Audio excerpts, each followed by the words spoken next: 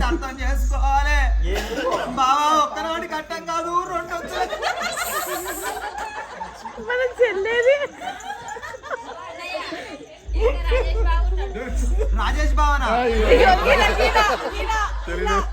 రాజేష్ బావ. అయ్యో పాపం, ఆయన జోలికి పోవద్దు,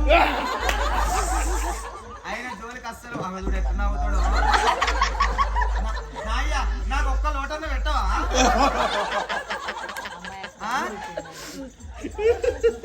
నా ఏమిటయ్య ప్రాణనాథ వనాలో, ఎందుకోరకు వచ్చినావు వనాలా, వచ్చినా మాత్రావు నాయ్యో, నాకు నువ్వు విన్నవించు వనాలా.